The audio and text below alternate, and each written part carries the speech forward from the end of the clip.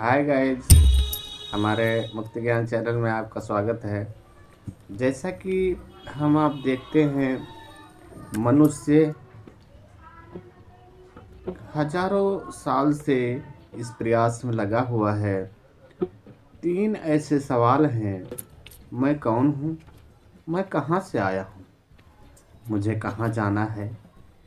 ये ऐसे सवाल हैं जिनका जवाब आज तक मनुष्य को संतुष्टिदायक नहीं मिला है, जिसमें अनेक तरह के अपने अपने मत हैं, अपने अपने विचार हैं। मैं कौन हूँ? सबसे बड़ा सवाल ये है कि मैं कौन हूँ। क्या ये जो दिखने वाला साकार स्वरूप 5 तत्व का शरीर, मैं ये हूँ? या जो इसके अंदर निराकार रूपी ब्रह्म मन, मैं वो हूँ? या जो चेतन सत्ता इसमें है, मैं वो हूँ? ये कुछ ऐसे सवाल हैं कि जिनका यथोचित जवाब आज तक मनुष्य को नहीं मिला। हाँ, अपना अपना अनुभव, अपने अपने विचार। जैसा कि हम आप सभी ये जानते हैं कि ये जो हमारी चेतन सत्ता आत्मा है, ये न मरती है न जन्म लेती है। मरता और जन्म लेता तो हमारा शरीर है, लेकिन हमें जो उसका पीड़ा है वो इस जो सुख दुख का क्रम है जिसमें ये जीव दुखी है। सुख क्या है, दुख क्या है, शोक क्या है? यदि हम अपने आध्यात्म चेतना में रह करके देखें तो ये संसार कुछ भी नहीं। ये सुख दुख सिर्फ हमारे मन का एक चिंतन है और कुछ नहीं। यदि हम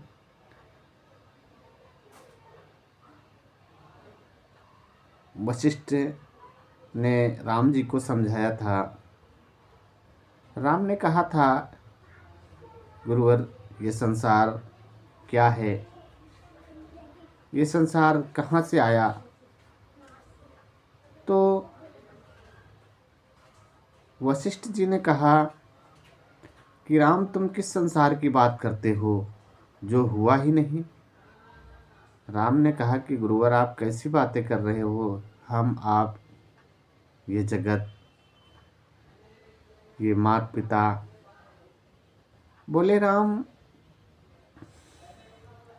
संसार न हुआ है न होगा, ये सिर्फ तुम्हारा चिंतन ही संसार है। यदि तुम अपनी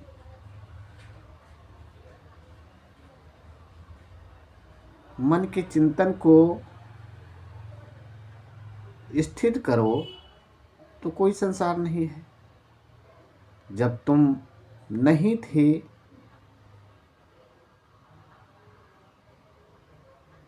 उस समय तुम्हारे लिए कोई संसार नहीं था।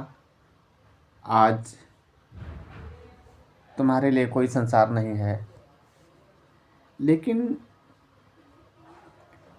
इन सब चीज़ों से जो आज ये कि जो उस परमात्मा का निश्चित स्थान, निश्चित ठिकाना कहाँ है, जिसे पा करके मनुष्य की सारी जो भटकाव है वो ख़त्म हो जाए। लेकिन आज तक उसका कोई निश्चित पता ठिकाना कोई नहीं बता सका। किसी ने आज तक ये नहीं कहा कि देखो ये रहा भगवान। सिर्फ अपना अपना अनुमान, अपना अपना अनुभव। 4 वेद मिल झगड़ा कीन्हा, लेकिन वेद ही वेद के तर्क में एक दूसरे को काटता है। लेकिन आज स्थिति ये है कि किसी भी निष्कर्ष तक ये नहीं जाना जा सका कि कहाँ है परमात्मा, क्या है उसकी सच्ची भक्ति। लेकिन ज़रूरत सबको है उस परमात्मा की, उस भगवान की, उस गॉड की ज़रूरत सबको है। जब मनुष्य थक हार करके कुछ नहीं मिला तो अपनी कल्पनाओं से, अपने अनुमान से अपना अलग अलग भगवान बना लिया। हर धर्म का अलग अलग भगवान, हर जाति का अलग अलग भगवान, हर परिवार का अलग अलग भगवान, हर व्यक्ति का अलग अलग भगवान। इन्हीं कल्पनाओं के तौर पे आज बताने वाले और शास्त्रों में दिखाने वाले इतने भगवान बना दिए कि जिनकी कोई गणना नहीं है। इतने देवी देवता बना दिए कि जिनकी गणना भी संभव नहीं हो पा रही है। अब मनुष्य के लिए और समस्याएं उत्पन्न हुई कि वो किस किस को पूजा करे, किस किस को माने।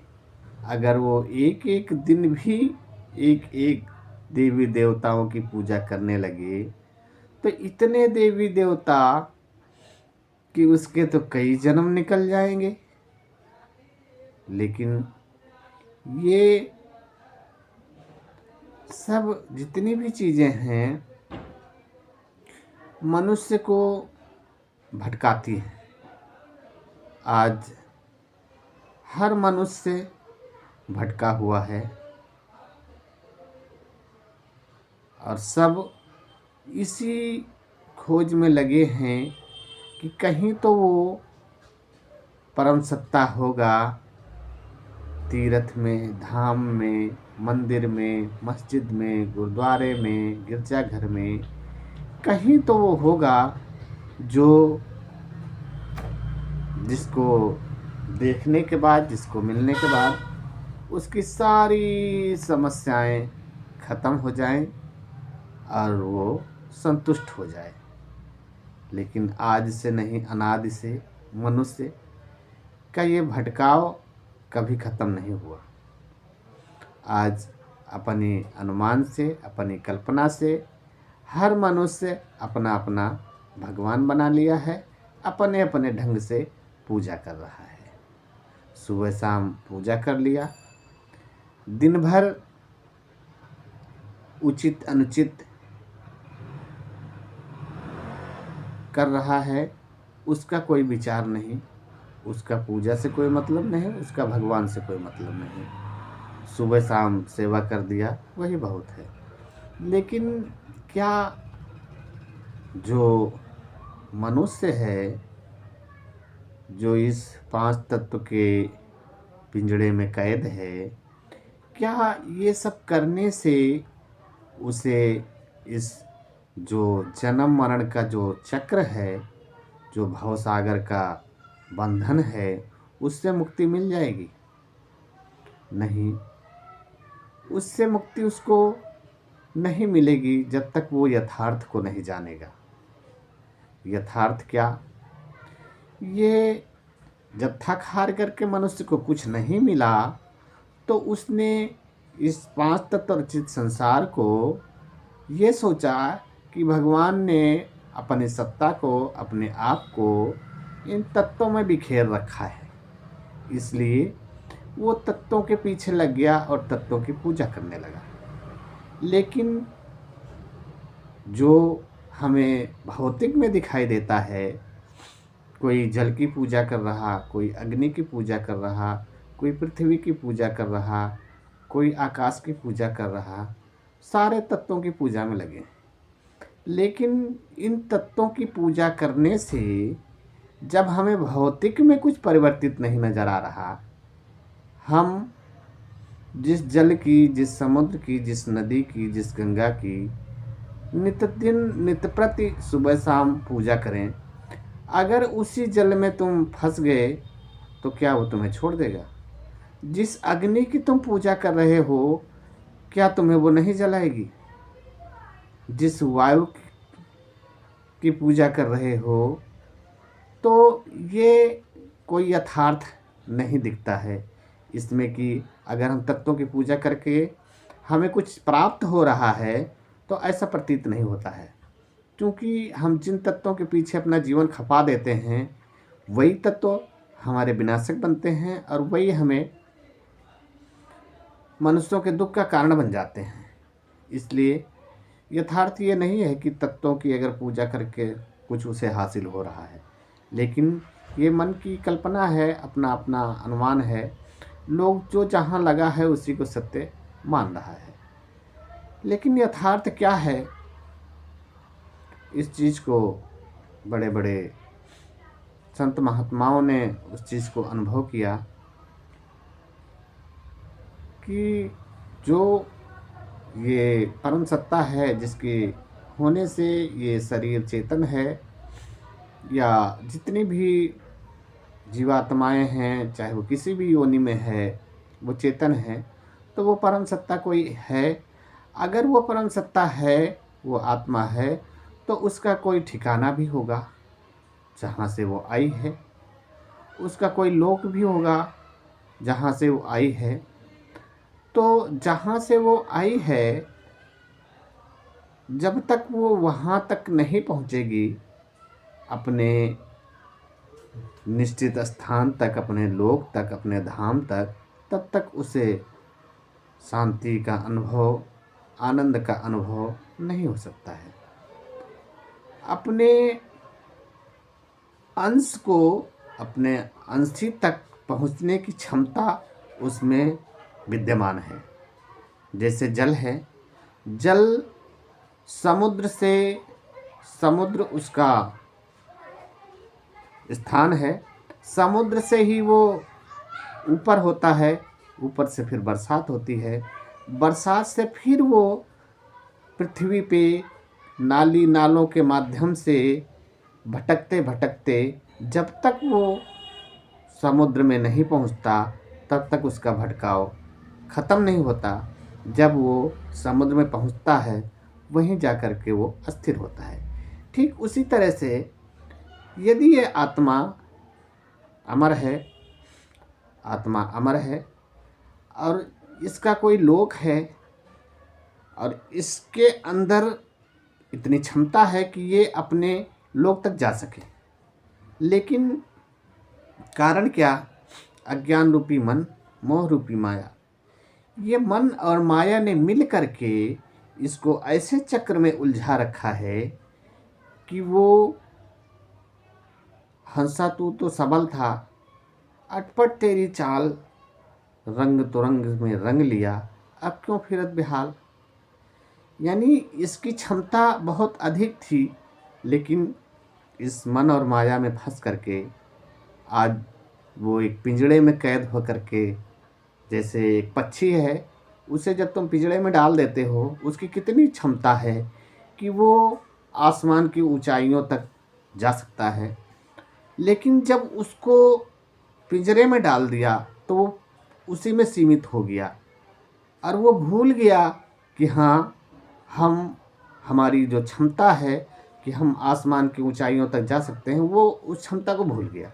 ठीक इसी तरह से जीव आत्मा मन और माया के भ्रम में फंस करके, अज्ञान रूपी मन में फंस करके ये अपने स्वयं के लोक को, अपनी स्वयं की शक्ति को भूल गया। जब समय के महापुरुष आते हैं तो वो अपनी शक्तियों से, अपनी आध्यात्मिक शक्तियों से उस मन और माया का जो पर्दा है उसके ऊपर, उसको हटाते हैं। जब हटाते हैं तो वो उजागर होता है, तब वो अपने असली रूप को पहचानता है। एक छोटी सी कहानी आपको बताऊंगा जिसके माध्यम से कि एक बार एक गड़रिया को शेर का छोटा बच्चा जंगल में मिल गया। उस गड़रिये ने उस बच्चे को उठाया और भेड़ के साथ रख दिया। भेड़ के साथ आता था, भेड़ के साथ जाता था। भेड़ को देख करके वो भी घास खाने लगा। जब वो कुछ बड़ा हुआ, जब भी वो घास खाने लगा, भेड़ की तरह बोलने लगा, भेड़ों के साथ रहने लगा। एक दिन जंगल में असली शेर आया। असली शेर आया तो उसने दहाड़ मारी तो सारी भेड़ें भागी, वो शेर भी भागा। तो उस शेर ने कहा कि भाई तू क्यों भागता है, तू तो शेर है। जब उस शेर ने देखा कि ये शेर हो करके घास खा रहा है, उससे बड़ा असमंजस हुआ। वो धीरे से चुपके से उसके पास गया, बोला तू शेर हो के घास खा रहा है? बोला, उसने कहा मुझे क्षमा करो, मुझे खाना मत, मैं शेर नहीं, मैं तो भेड़ हूँ। बोला अरे नहीं। तो उसको वो ले गया जलाशय में, उसका प्रतिबिंब दिखाया।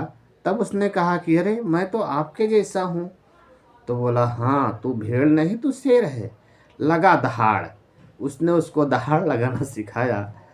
तो वो जो शेर भेड़ बना था, वो उस शेर से कहने लगा कि आपका लाख लाख धन्यवाद, आपने मुझे शेर बना दिया। तो उस शेर ने कहा कि भाई शेर तो तू पहले से ही था, हमने तो सिर्फ तेरा स्वरूप तुझे दिखाया है। ठीक उसी तरह ये मन रूपी गड़रिया उस शेर को विषय रूपी भेड़ में फंसा करके भेड़ बना दिया कि तू जीवात्मा, तू जीव है, तू पिंजरे में कैद है। और वो गड़रिया उसको विषय रूपी डंडा मार करके उसे नाना प्रकार के दुख दे रहा है। जब उसे उसका स्वरूप एहसास हुआ तो वो फिर वापस आया उन भेड़ों के झुंड में। तो उस गड़रिया ने डंडा उठाया तो उसने दहाड़ लगाई। जब दहाड़ लगाई तो भेड़ भी भग गई और गड़रिया भी भग गया। ठीक उसी तरह समय के महापुरुष आते हैं जीवों का कल्याण करने के लिए।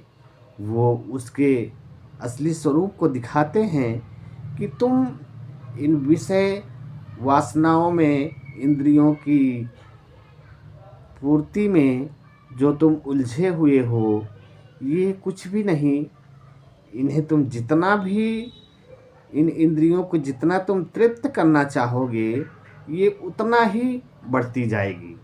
ये मन इतना विकट है कि यदि कोई कहे कि हम अपने मन को संतुष्ट कर लें तो ये इसका स्वभाव नहीं है। सारे संसार की संपदा यदि मिल जाए फिर भी वो संतुष्ट नहीं होगा।